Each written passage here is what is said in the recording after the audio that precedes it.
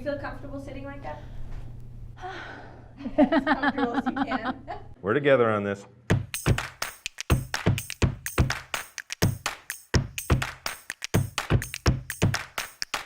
To me, keep it real means to really, truly bring your authentic self to work every day, to embrace who it is that you are as a person, as a professional, as a user, as whoever you are, to really make sure that we have the fullest variety that we possibly can of viewpoints that are contributing to the processes and the products that we're creating. We don't want people to put on a different face.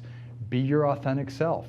Come in and you were hired and you're part of this team, whether you've been here for 2 months or 20 years, believe it or not, 18 years, I think is the longest, that you actually bring it every day and you're yourself and you add to everything that makes us a great place. I really enjoy working on every different project because of the people. Yeah. People are very friendly and down to earth and really willing to help each other out.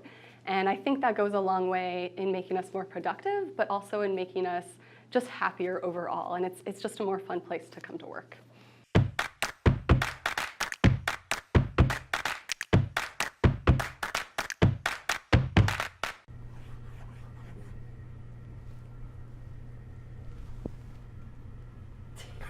So ride or die to me is like a trust fall.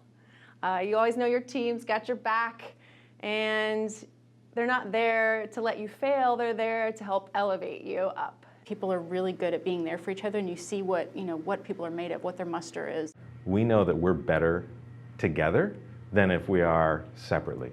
That doesn't mean that we're going to die together, literally. But it does mean that when you're on a creative project, every creative project is going to have moments where you're feeling like you're dying. There is no downtime, there is no free time, there is no nap time. I'm totally paraphrasing. There's only lifetime. Go. You're not going alone, and you know it. You know that your teammates are with you throughout the entire ride. And that makes you feel like, yeah, I can do this. We can do this.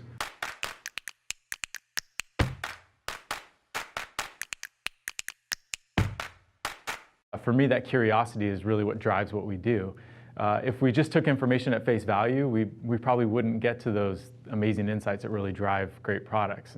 I think Jimmy Stewart, Rear Window, I believe, is the driver of curiosity, where there's a man in a wheelchair with a broken leg and access to a camera that allows him to, in a non-perverty way, stare at the neighbor across the street and wonder if they've committed a murder. The value of stay curious is kind of like when you're wine tasting and you know that there's a particular type of wine that just doesn't appeal to you, but yet when you have an opportunity to try a new version of it, you give it a try, because you never know, you might find something that you didn't know. You don't close yourself off to any possibilities.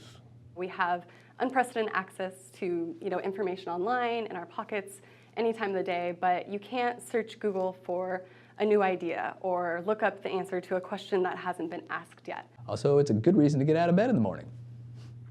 What's going on out there? I want to know. Stuff's changing at a phenomenal rate. Creating with heart just means to put all of our energy and our passion and our love into anything and everything that we make. Driving an ice cream truck into the middle of a project. It's got something happy for everyone, and the flavors everyone can relate to. It elevates the experience into something special. When I'm creating with heart, every blocker is like a good mystery. We do a lot of baked goods. We're creating community with heart. We're creating friendships with heart. We're creating like a life worth living during the day with heart.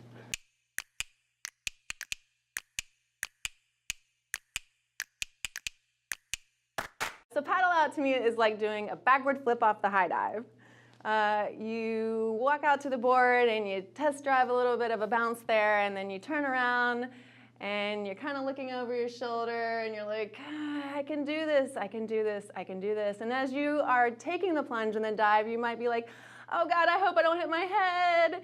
And then you don't hit your head, and you do the flip, and you might land with your legs all jackknifed, but you landed. And man, did you see that flip? That's all anyone ever cares about anyway, right? Does it look like I'm paddling? I want to give you some footage for the B-roll.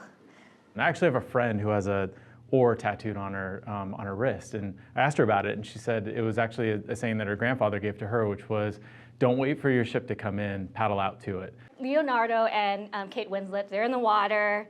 Of course, she's on the board, he's sort of hovering near the board, and they're both like, well, we can make it. No, I can't make it. There's that back and forth. That is not paddling out. That's just romantic drama. It's great. It's a great story. But when you paddle out, Rose or Kate Winslet should have said, you know what? There's room on this board for both of us. Let's give it a try. Let's just try it. Can we both fit? And had that happened, Titanic would have been a completely different story. Maybe less romantic, but they would have gotten somewhere. They would have gotten to America. And so that for me is paddling out.